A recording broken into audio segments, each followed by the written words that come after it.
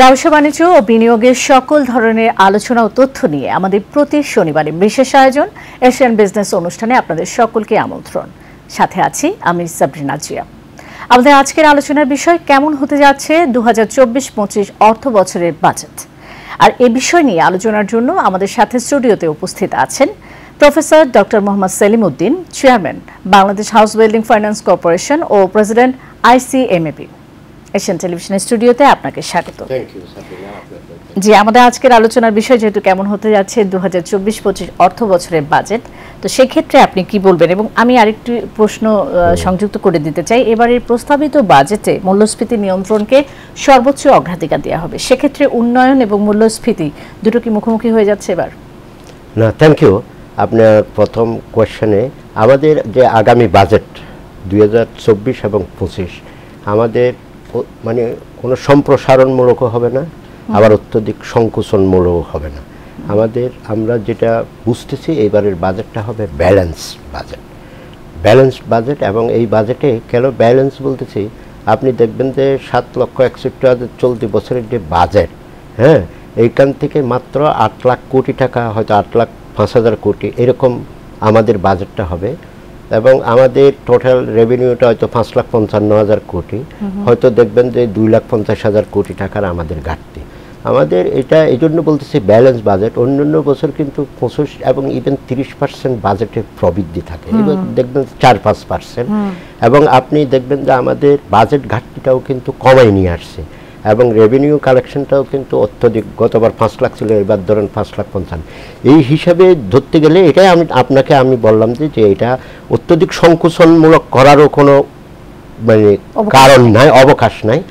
আমাদের এটা ব্যালেন্স হবে। আপনি দ্বিতীয় যেটা বললেন, এই বাজেটের মানে অবশ্যই একমাত্র উদ্দেশ্য হচ্ছে আমাদের এই যে চলমান মূল্যস্ফীতি এটাকে কন্ট্রোল করা। এটা যাতে 6.5-এর মধ্যে আনে এরকম একটা টার্গেট করবে। আমাদের 7-এর নিচে জিডিপি, হয়তো দেখবেন যে 6.9, 6.5 থেকে 7-এর মধ্যে দেখবেন যে জিডিপি গ্রোথ ধরবে। আমার ইনফ্লেশন যদি 6.5-এর মধ্যে আসে, আপনি দেখবেন যে আমার টোটাল ইকোনমিতে নমিনাল টার্মে 7, 8, 6, 13, 14% যাতে একটা গ্রোথ থাকে, এরকম যাতে হয় এরকম করবে। এবং চলমান আপনি যে মূল্যস্ফীতি আপনি খেয়াল রাখতে হবে, এটা অর্থনীতির জন্য যেমন ডায়াবেটিক রোগীর মতো, এবং এইটা কিন্তু গরিবদের শত্রু। সুতরাং আপনি দেখবেন যে আমাদের মানে উচ্চ পর্যায়ের প্রাইম মিনিস্টার থেকে আরম্ভ করে সব কিছুই আপনি দেখবেন 1-2 দিন আগে বাজেটের যে কথা হইল, প্রধানমন্ত্রী প্রথম বললই যে আমাদেরকে মূল্যস্ফীতি যে কোনো মূল্যেই নিয়ন্ত্রণ করতে হবে এবং আমাদের রেভিনিউ বাড়াইতে হবে। আমাদের রেভিনিউ যেটা, এটাকে আমাদের বাড়াইতে হবে, এবং আমাদের উন্নয়নমূলক ওই সমস্ত প্রজেক্টগুলোকে আমাদের গুরুত্ব দিবে, যে সমস্ত প্রজেক্টগুলো আমার গ্রোথকে অ্যাক্সিলারেট করে, এবং আমার যাতে যাতে গরিব, অর্থাৎ রিডিউস দ্য পভার্টি রেট, দারিদ্রতা যাতে আমার কমে, এই সমস্ত প্রজেক্টগুলো আপনি দেখবেন যে অত্যধিক গুরুত্ব পাবে। এবং যেগুলি আনপ্রোডাক্টিভ অথবা ইমিডিয়েট, যেগুলি আনপ্রোডাক্টিভ কোনোটাই নাই, যেগুলি ইমিডিয়েটলি আমাদেরকে কোনো ধরনের মানে উপকার পাওয়াটা কিন্তু দীর্ঘ সময় সাপেক্ষ রাখবে, সেই সমস্ত প্রজেক্টগুলি হয়তো আপনি দেখবেন যে এলোকেশন পাবে কম। এইভাবে করে আমার মনে হচ্ছে টোটাল বাজেটটা এইভাবে করে দিবে। এবং এই বাজেট করার সময় আরও যে মূল্যস্ফীতির সাথে সাথে আমাদের যেটা থাকবে, আমাদের যদি ডলারের যে প্রাপ্যতা, এটা যাতে আমাদের আসে, এবং সেই জন্য ডলারের প্রাপ্যতা, ব্যালেন্স অফ পেমেন্ট বিশেষ করে, এবং এক্সটার্নাল সেক্টর, আমদানি রপ্তানি, রেমিটেন্স। এবং আপনাকে আমি বলবো ব্যালেন্স অফ পেমেন্টের মধ্যে মনে করেন যে আমার ফাইন্যান্সিয়াল অ্যাকাউন্টসে এটার অ্যাকাউন্ট ডেফিসিট আছে, এটা যাতে ভবিষ্যতে এগুলি যাতে কমে যায়, মানে ডেফিসিটটা যাতে কমে যায়, এই জন্য কিন্তু আমাদের FDI, আপনি দেখবেন ওই দিন প্রধানমন্ত্রী যে সমস্ত ইনস্ট্রাকশন দিছে, আপনি দেখবেন যে FDI আমাদের লাগবে, বৈদেশিক যদি কোনো অর্থসার থাকে, এটা থাকে আমাদের incoming foreign currency, in form of not only remittance, আপনার FDI এগুলি যখন আসতে থাকবে, তখন দেখবেন যে এই লক্ষ্য কিন্তু এই বাজেটের মধ্যে টোটাল ফ্রেমটা থাকবে এইরকম, যাতে আমাদের আমদানি, যাতে মূলধনী যন্ত্রপাতি, এবং আপনি দেখছেন লাক্সারি জিনিসের আমদানি কিন্তু অলরেডি আপনি দেখবেন যে এটা নিরুৎসাহিত করা হয়েছে, তাতে আমাদের আউটফ্লো যাতে লাক্সারিতে যাতে চলে না যায় এরকম করে, এবং ইম্পোর্ট এক্সপোর্ট এবং রিমিটেন্স এবং ফাইন্যান্সিয়াল অ্যাকাউন্টসের যেটা আমাদের দেখবেন যে আপনার অনেক ইনফ্রাস্ট্রাকচার আছে, 100 স্পেশাল ইকোনমিক জোন আছে, আমাদের অনেক কিছুই আছে। এখন দেখবেন যে সরকার এই দিকে কিন্তু লক্ষ্য রাখবে যাতে আমার এফডিআই আছে, আমাদের সাহায্য যেগুলো আছে মানে ইন ফরেন কারেন্সিতে আমাদের ঋণ যেগুলো এখন আছে, সমস্ত কিছু যখন আমরা পেয়ে যাব তখন আমার ফাইন্যান্সিয়াল অ্যাকাউন্টিংটা ইমপ্রুভ হয়ে যাবে। এইভাবেই কিন্তু পুরো বাজেটটাই কিন্তু আবার যে সমস্ত জিনিসগুলো ধরেন আমাদের অলরেডি আমি বললাম যে এই টেকনিক্যালি মানে ফিসক্যাল প্রুডেন্স, আমাদের ফিসক্যাল প্রুডেন্সের মধ্যে আপনি দেখবেন যে এবার এমনভাবে ফিসক্যালটা ডিজাইন হবে, ব্যাট এবং এগুলো হয়তো বেশিরভাগ নড়াচড়া হবে না, এবং কিছু জিনিস বরঞ্চ যে সমস্ত জিনিসগুলো এসেনশিয়াল থাকবে এই জিনিসে অনেক গুরুত্ব দিবে। এবং আপনি ট্যাক্সও দেখবেন যে হয়তো কোম্পানির ট্যাক্সগুলো হয়তো কিছুটা নাড়াচাড়া হইতে পারে, কিন্তু মানে আমাদের টোটাল দেশের অর্থনীতি আমাদের যে 2023 বিশেষ করে 24 আপনি জানেন 23-24 আপনি এটা জানেন যে কোভিডে ধরেন 3.4% আমরা জিডিপি পাইছিলাম, আপনার মনে আছে কিনা? কোভিড যদি 2021 কিন্তু আমাদের জিডিপি কিন্তু 7.98 হয়ে গেছিল, ডবল থেকে বেশি হয়ে গেছিল।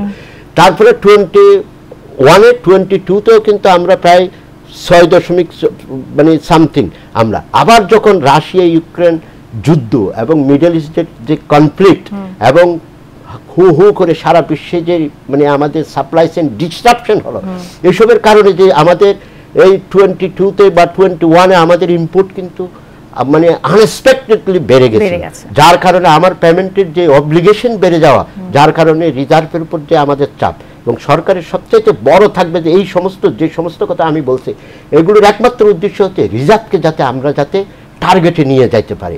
এবং আমার এক্সচেঞ্জ রেটটা অলরেডি এটা বাজার ভিত্তিক করা হয়েছে, কারণ কোনো উপায় নেই, বাজার ভিত্তিক এবং ইন্টারেস্ট রেটগুলি বাজার ভিত্তিক হয়েছে। অর্থাৎ প্রুডেন্স মানিটারি পলিসি এবং প্রুডেন্স ফিসক্যাল পলিসি এই দুটাকে কাজে লাগিয়ে অতি সহসায় যাতে আগামী 1 বছর 2 বছরের মধ্যে আমাদের এই সমস্যার সমাধান করে। এবং এগ্রিকালচার আপনি দেখবেন যে সাবসিডিতে এবার অনেক পরিবর্তন আসবে।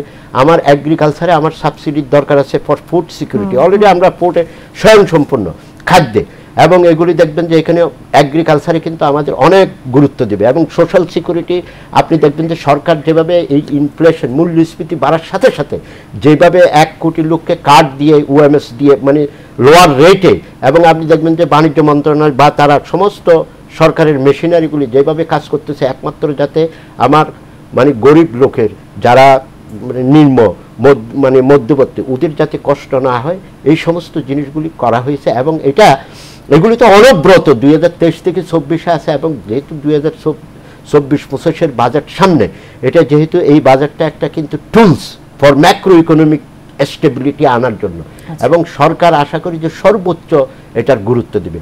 এবং আমাদের এই সরকারের কিন্তু নতুন নির্বাচনের পর কিন্তু এটা প্রথম বাজেট সরকারের, কিন্তু আমাদের দেশের যে ভিশনগুলি আছে 2041 আমরা 2026-তে মনে করেন আমরা ডেভেলপিং কান্ট্রিতে যাব, 2031 এটা লং টার্ম যে প্ল্যানগুলি আমার 5 ইয়ার প্ল্যান আছে আমার 2031-এ আপার মিডল ইনকাম কান্ট্রি, এবং 2041-এ এই সমস্ত, এবং আমাদের ডেল্টা প্ল্যান।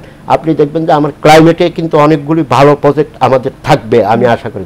এই সব কিছু মিলে ভিশন লং টার্ম যে পার্সপেক্টিভ ভিশনগুলি আমাদের সরকারের আছে, এবং আবার আওয়ামী লীগ সরকারেরও কিন্তু মানে ম্যানিফেস্টো আছে, ইলেকশন সবগুলোই কিন্তু ইন্টার রিলেটেড। এই সরকারের যেহেতু পার্সপেক্টিভ প্ল্যানগুলো আছে এই জিনিসগুলো, এবং সেখানে বিশেষ করে গরিব লোকদের জন্য ধরেন বাসস্থান শেল্টার আপনি এগুলি জানেন যে মানে বিশেষ করে আমাদের এই প্রধানমন্ত্রীর যে সমস্ত উদ্যোগগুলো আছে এগুলি কারণ রুট লেভেলে আমার ইনফ্লেশন যাতে মানে কমে যায়, ওদের যাতে ইনফ্লেশনের কারণে যাতে ক্ষতিগ্রস্ত না হয়, আমার মনে হয় যে এগুলি থাকবে এবং এগুলি থাকা উচিত। একটু জানতে চাইবো আগামী অর্থ বছর অর্থাৎ 2024-25 অর্থ বছরের জন্য 2,65,000 কোটি টাকার উন্নয়ন বাজেট অনুমোদন করেছে এনএসি, এই বিষয়ে আপনি কি বলবেন, আপনার মতামত কি? না এটা ঠিক, 2 লাখ আমার মনে হয় যে গতবারের তুলনায় এটা বেশি প্রবৃদ্ধি এখানে ধরা হয় নাই। এখানে যে সমস্ত প্রজেক্টগুলোকে আমি আগেই বলছি, যে সমস্ত যেমন রূপপুর পারমাণবিক বিদ্যুৎ কেন্দ্র, তারপরে আমার ট্রান্সপোর্ট, আমার এরকম কতগুলো ইনফ্রাস্ট্রাকচার প্রজেক্ট আছে, যে প্রজেক্টগুলো আমার মনে হচ্ছে যে সমস্ত প্রজেক্টটা নিয়ার ইন কমপ্লিশন অর্থাৎ তাড়াতাড়ি শেষ হয়ে যাবে আমি মনে করি। এবং আমি বলবো যে এটা সাজেশন বলেন আমাদের আলোচনায় এটাই হওয়া উচিত যে সমস্ত বাজেটগুলো একদম প্রজেক্টগুলো ইনফ্রাস্ট্রাকচার নিয়ারিং কমপ্লিশন, মানে 90%, 98%, এগুলিতে অ্যালোকেশন না দিয়ে কোনো উপায় নেই, এগুলো আমাদের কমপ্লিট করতেই হবে।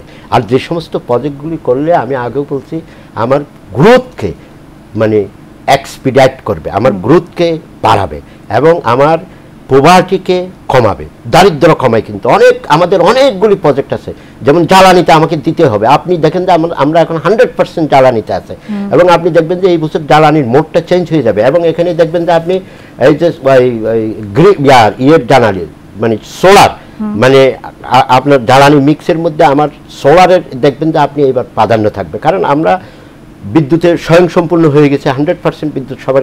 এখন সোলারে যাতে এটা কনভার্ট করা যায় জ্বালানি মিক্সের উপর কিন্তু অনেকগুলি প্রজেক্ট, এবং আর যে সমস্ত প্রজেক্টগুলো আমার ইনভেস্টমেন্টকে অ্যাটাক করবে, ফরেন ডাইরেক্ট ইনভেস্টমেন্ট আপনি বললাম, এবং দেশীয় ইনভেস্টমেন্টকে অ্যাটাক করবে।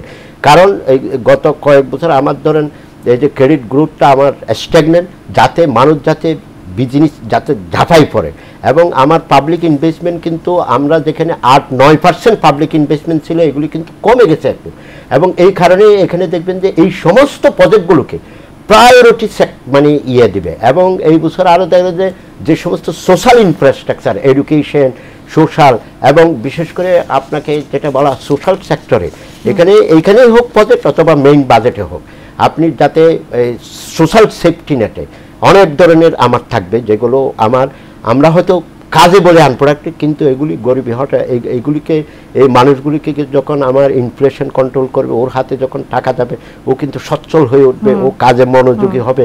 এই সমস্ত জিনিসের অনেক ইনডাইরেক্ট বেনিফিট আছে, এইগুলো কিন্তু সবগুলোকে অ্যাকোমোডেট করতে আমাদের ডেভেলপমেন্ট বাজেটটা কিন্তু হয়েছে। আমার অবজারভেশন থাকবে যে এই ডেভেলপমেন্ট বাজেটটা ইভেনলি আপনি যদি জিজ্ঞাসা করেন এই ডেভেলপমেন্ট বাজেটটা যদি মাসিক ভিত্তিতে যদি কি হয়, ইমপ্লিমেন্টেশন হয় না।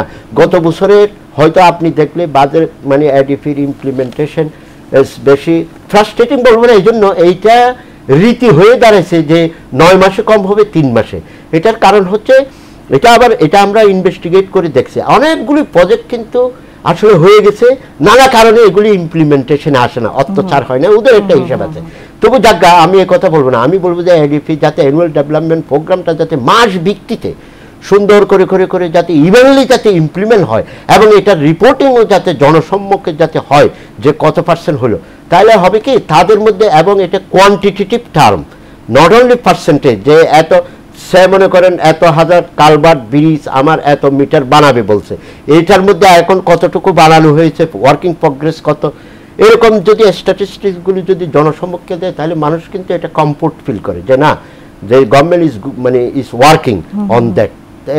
খুব সম্ভবত বৃহস্পতিবারে এই বিষয় নিয়ে প্রধানমন্ত্রী নির্দেশও দিয়েছেন যে এই কাজগুলো তদারকি করা হবে।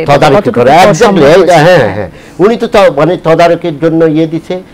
আমাদের অনুরোধ থাকবে যে এখান থেকে তদারকি মানে in monetary terms, in physical progress, এবং এই ইন কোয়ান্টিটি টার্ম, যে রাস্তা এত বানানোর আমার কত হচ্ছে, এটা কত মাইল ধরেন গেল, এই টোটাল প্রজেক্টের মধ্যে এই প্রজেক্টের কি অবস্থা, এইগুলো যদি সময় সময় আলোচনা হয়, তাহলে মানুষের মধ্যে অনেক সময় যে মনে করে আমরা অনেক ইকোনমিক চ্যালেঞ্জে আছি, তাহলে দেখবেন যে মানুষের মনের মধ্যে একটা কমফোর্ট ফিল করবে, তারা প্রাউড ফিল করবে, অথবা এই দেশের জন্য তারা প্রাউড ফিল করবে।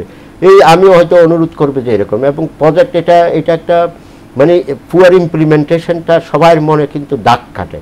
আমাদের এখান থেকে থাকবে যে মাননীয় প্রধানমন্ত্রী কিন্তু আরো জোরে সুরে এটাকে বলবে, আমার মেগা প্রজেক্টগুলি, যেমন কয়েকটা প্রজেক্ট, তো কতগুলি প্রজেক্ট, যেমন জাপান পদ্মা সেতু, আপনার টানেল, এই জিনিসগুলি তো ভাই মানে অনেক ইমপ্লিমেন্টেশনের আগে হয়ে গেছে।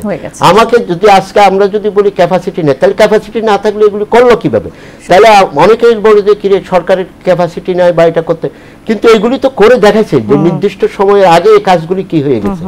আপনি গোমতী এই যে সেতুগুলো হলো, আপনি দেখবেন যে প্রত্যেকটা সেতু যেগুলি জাপানে করছে টাকাও কম রাখছে, ফেরত দিছে, আবার কম সময়, আবার বাংলাদেশেও যেগুলি ইমপ্লিমেন্ট করছে এগুলি কমে করছে। তাহলে আমরা বলবো যে এটা জোরে সুরে একটা তদারকির ব্যবস্থা থাকবে, এবং cost over run, time over run, এটা কিন্তু একটা প্রজেক্টকে অনেক দূর পিছিয়ে যায় মানুষকে। এবং আপনি দেখবেন যে এখানে আরেকটা কথা, কর্মসংস্থান যেগুলিতে হবে, বিনিয়োগ হবে, কর্মসংস্থান হবে, দারিদ্র দূরীকরণ করবে, তারপর আরেকটা বলছিলাম যে আপনার জিডিপি গ্রোথ আমার বাড়াবে। এই প্রজেক্টগুলি কিন্তু এইবার দেখবেন যে বেছে বেছে নেবে। জি, এই বিষয় নিয়ে যখন আলোচনা করছি, এবারে বাজেটে পরিবহন এবং যোগাযোগ খাতকে সর্বোচ্চ বরাদ্দ দেয়া হচ্ছে, এই বিষয়ে কি বলবেন? আমি বলি পরিবর্তন এবং যোগাযোগ। আপনি দেখবেন যে আমার কাছে তো স্ট্যাটিস্টিক্সটা মুখস্থ নয়, আপনি যদি কোনো জায়গায় যদি গ্রামগঞ্জে, আমরা যারা টাউনে থাকি আমরা তো টাউনের এইগুলি দেখি, যে এলিভেটেড এক্সপ্রেস দেখি, এই যে টার্মিনাল দেখি, এটা থেকে আপনি যদি গ্রামে গঞ্জে যান, আপনি মানে আমি তো অনেক জায়গায় গেছি, বিভিন্ন কারণে যাইতে হয়, অথবা নিজেও কোনো গ্রামে যদি অনেক উন্নতি হয় মাঝে মাঝে ওদিকে যদি সুযোগ হয়ে যায়, আপনি দেখবেন যে এই গ্রামে গঞ্জে যে রোডের নেটওয়ার্ক, এই রোডের নেটওয়ার্কের কারণে আপনি এবং ইলেকট্রিসিটির কারণে আপনি দেখবেন যে দারিদ্র অনেক কমে গেছে। সেদিকে চলে এসেছি, তো এই পর্যায়ে আমি জানতে চাইবো যে কর না বাড়িয়ে এর আওতা বাড়ানোর কথা বলছেন অনেকে, এই বিষয়ে আপনি কি বলবেন? আমাদের শুনেন, আমাদের এই সাউথ এশিয়ানের মধ্যে, সাবকন্টিনেন্টের মধ্যে আমরা কিন্তু আমরা ট্যাক্স জিডিপি রেশিওতে লোয়েস্ট। আমরা 17-18 কোটি লোক, আমাদের ট্যাক্সের এই বাড়তেছে না কোনোভাবে। আমাদের রেভিনিউ আমাদের দরকার। আমরা বলি যে কেন দরকার, আমি বলি আমাদেরকে বলে যে শিক্ষা খাতে এত টাকা বাজেট দিল না, এই খাতে এত টাকা বাজেট দিল না। সরকার যদি আরেক হাতে বলে আপনি আমাকে কর দেন 1 লাখ কোটি টাকা বাড়াই, আমি 1 লাখ কোটি টাকা আপনাকে কি দিব, আপনাকে বরাদ্দ দিব। আমি তো ধরেন বাজেট ঘাটতি রেখে তো আমি করতে পারবো না। কিন্তু সরকার যত চেষ্টাই করে, আমাদের কতগুলো কারণে কিন্তু আমার রেভিনিউটা বাড়তেছে না জিডিপির তুলনায়। এটা ধরেন ওয়ার্ল্ড ব্যাংক বলেন, সবাই এটা বলে, আমাদের ট্যাক্সের আমার টাকা খরচ করতে হলে তো আমার ট্যাক্সের টাকা দিয়ে আমাকে রেভিনিউ কালেকশন করতে হবে। তো এই জন্য সরকার এই বছর না, প্রত্যেক বছর এই বছর আরও দেবে। সরকার চাচ্ছে থেকে যারা অলওয়েজ ট্যাক্স দেয়, হ্যাঁ ধরেন এইবার 34 লাখ 35 লাখ ট্যাক্স রিটার্ন দিছে, আমার কিন্তু ট্যাক্স দেওয়ার ক্যাপাসিটি কিন্তু সবাই মনে করে যে আরও অনেক বেশি আছে, যে কোনো লোকে এটা মনে করে। এই জন্য ট্যাক্স নেটটা বাড়ানো, নতুন নতুন করদাতাকে খুঁজে বের করা এবং সহনশীলভাবে কোনো ধরনের হয়রানি না করে যদি নতুন নতুন কর, এখানে কিন্তু অনেক স্কোপ আছে। আমাদের হয়েছে কি এনবিআরের, আমি বলবো যে এটা যে আমাদের গত বছর থেকে আমরা ধরেন দিলেন 55,000 কোটি টাকা বেশি করেন, ওনারা মনে করে যে এখন বর্তমান যারা আছে এদের থেকে 55,000 কোটি টাকা বেশি নেব। কিন্তু আমাদের লক্ষ্য হওয়া উচিত যারা ট্যাক্সের আওতা নাই, নেটের মধ্যে নাই, কিন্তু এই ক্যাপাসিটি এনবিআরকে বাড়তে হবে, যাতে করে নতুন নতুন করদাতা যদি নতুন নতুন সোর্সগুলো যদি আমরা খুঁজে বের করি, রেভিনিউ ছাড়া কিন্তু উন্নয়ন কোনো মতে আমাদের সম্ভব না। এই জন্য এটা সবাই বলে, আমাদের প্রধানমন্ত্রীও বলছে যে এক্সিস্টিং লোকদের উপর বেশি প্রেশার না দিয়ে নতুন নতুন সোর্সগুলি যদি বের করে, এবং এটা যদি টার্গেট নেয় যে মনে করেন 5 লাখ করদাতাকে আমরা খুঁজে বের করব, এবং এটার জন্য যদি বিভিন্ন ধরনের ক্যাম্পেইন বলেন অথবা পারসুয়েশন বলেন অথবা রেগুলেশন বলেন, 1 বাই 1 যদি এটাকে অ্যাডপ্ট করে যদি নতুন করদাতা যদি খুঁজে বের করতে পারে, এবং ইভেন কি 1 বছরে মন্দ না 50,000 কোটি টাকা আগের থেকে হয় নাই কোনোদিন, এইসব জায়গা থেকে যদি 50,000 কোটি টাকা বের করে না, তাহলে আপনি দেখবেন যে আমাদের অনেক স্বাচ্ছন্দ্য হয়ে যাবে। বাজেট ঘাটতিতে 50,000 কোটি টাকা যদি কমে যায়, আমার অর্থ ম্যাক্রো ইকোনমিক স্টেবিলিটি এমনি চলে আসবে। আচ্ছা জি, চলতি মেয়াদে প্রথম বাজেটে নির্বাচনী ইশতেহারের প্রতিফলনের দিকে নজর দেওয়া হয়েছে, এই বিষয়ে জানবো এবং একই সাথে জানবো ছোট্ট করে যদি বলেন বাজেট প্রণয়নের ক্ষেত্রে এবার সরকার কতটুকু কৌশলী হবে, এই দুটো প্রশ্ন। কৌশলী দুটো আমি বলি, আমি প্রথম শুরুতেই বলছিলাম যে নির্বাচনী ইশতেহার, অষ্টম পঞ্চবার্ষিকী পরিকল্পনা,